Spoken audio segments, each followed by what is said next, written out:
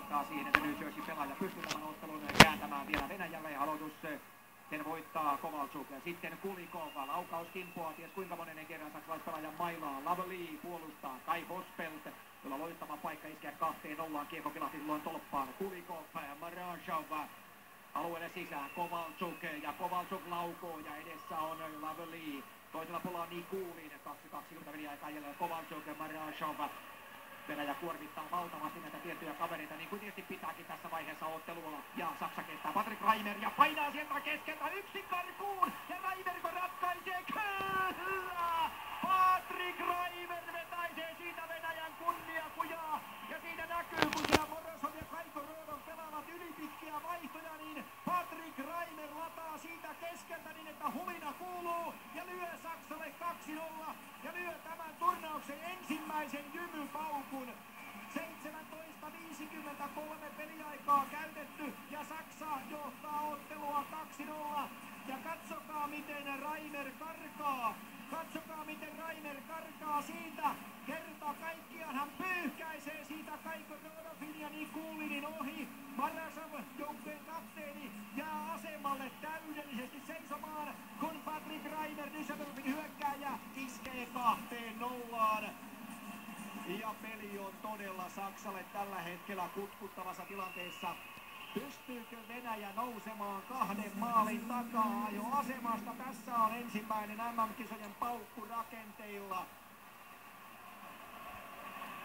Venäjä on saanut sitä, mitä se on tilannut. 2 ensimmäistä erää, aikamoista sähläämistä. Sitten on Vinogenov.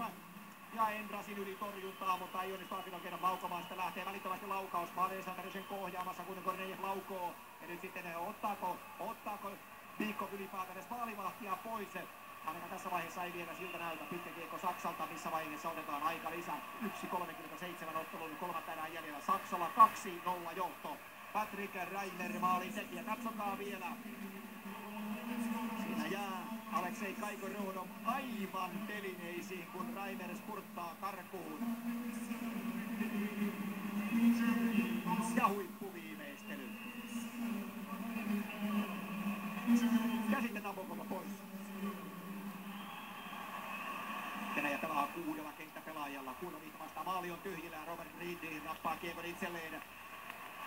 1.30 yllätykseen maalin eteen tulee syöttö. Siinä ei kuitenkaan surita kiekkoa maaliin, mutta Venäjä pistää koko orkesteri liikkeelle. Fedor Tuutiin. Sitten tulee Vitali Antyshevin laukaus ja Denis Endras tulee esiin sieltä. Nappaa kiekon kylmän viileästi hanskaansa ja näyttää, että antaa tullapujat vaan. Tänne jää. Ei siinä mikään auta. Endras on pelannut loistavasti myöskin ja pane nyt kaveri siinä edessä se paita pikkuhiljaa päälle. Mä vetäsen täältä jääkylmää vettä niskaan. Sen verran on nimittäin rujomakoista touhua täälläkin. 6 pelaa Venäjä koko ajan. 1.23 erää jäljellä on 1.23 myöskin. Saattaa olla ottelua jäljellä, ellei Venäjä tee 2 maalia. Tässä vielä Kovalchuk viivalla ja tunaroi kiekon kanssa. Mihail Molov pääsee väliin. Lyödäänkö vielä tyhjiin? Ei ainakaan lyödä vielä. Siinä vedetään Andre Rankel kumon Kovalchuk. Kyllä hän on pelannut viimeisen 10 minuuttia melkein kokonaan. Konstantin Braun edessä Zinoviev. Ja vihelyskonsertti on armoton. Zinoviev poikittais syötä Tuutinille. Tuutin viivalla. Laukooko ei laua, vaan pistää vielä kiekkoa ränniin. Viimeinen minuutti täyttäpäätä meneillään. Saksa johtaa ottelua 2-0 ja maalin kulmalla Kovalchuk. Sitten Tuutin poikittais syöttö. Atjushov laukoo, ohi menee ja Endras heittäytyy kiekon päälle. Ja sitten alkaa jo pieni paniikkikin siellä. Konstantin Braun saa vähän Radulovilta mailasta niskaan.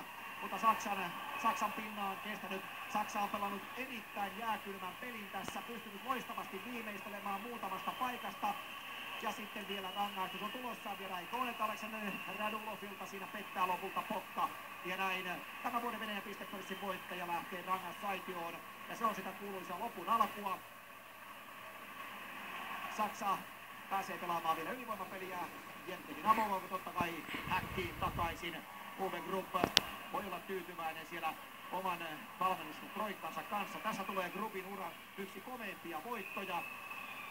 Vaikka joukkue tosiaan oli omissa kotikisoissa 4. ja hävisi silloin välierissä Venäjälle 2-1 ja hävisi prossiottelun Ruotsille 3-1, niin kyllä tämä lasketaan Gruppin uralle todella isoimmaksi meritiksi. Voittaa todella kova Venäjä MM-kisoissa. Vielä se voitto oli tullut, mutta kyllä se tulee. 40 sekuntia on peliaikaa enää jäljellä. Ja Korbinian Holzer katkaisee viivalla. Ja Saksa pääsee sananmukaisesti naatiskelemaan, vaikka yhtään savolaista tiettävästi joukkueessa ei pelaakaan. Mutta Kreuzer nappaa kiekon vielä viivalla. Ei ole Napokovilla mitään asiaa lähteä edes pois maaliltaan, koska Saksa vyöryy päälle. Pitää niin sanotusti luukut kiinni. Kaigorodov poikittaa syötä Vorozoville joukkueen kapteenille. Vorozov loistavasti Kaigorodoville ja Denis Endras on ollut loistava ottelu kolmannessa erässä. Kerta kaikkiaan Nabokov maaliltaan pois. Venäjällä on 6 pelaajaa kentällä. Ja saman tien vielä viimeinen yritys jatkuu. Vielähän se voisi kaverismaali tehdä, mutta näinköhän Endras pelaa tässä loppuun asti loistavan 0 pelin. Ja tällä tavalla Saksa rakentaa ehdottomasti tämän turnauksen ensimmäisen jättiyllätyksen ensimmäisessä pelissä tällä Bratislavassa. Ja se jättiyllätys tulee muutaman sekunnin kuluttua, kunnes kiekko lyödään vielä kohti maalia.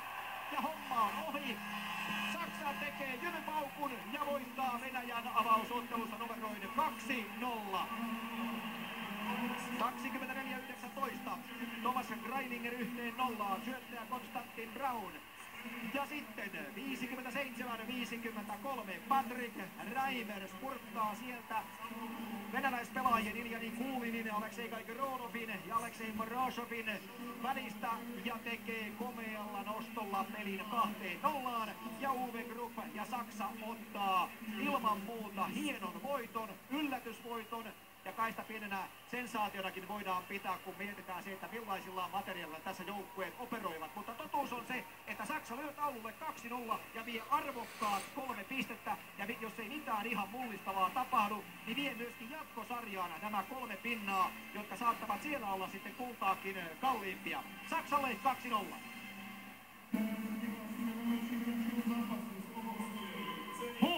Aikamoinen avaus näille kisoille. Lupaa kyllä tosi upeaa 2 viikkoista, jos tämä trendi pitää. Aika hiljaiseksi vetää. 2-0. Saksa kaataa Venäjän. No joo, niin kuin tässä sanottiin ennen kuin tämä peli alkoi, että aika mielenkiintoiset kisat on tulossa, niin ei turhaa sellaista sanottu.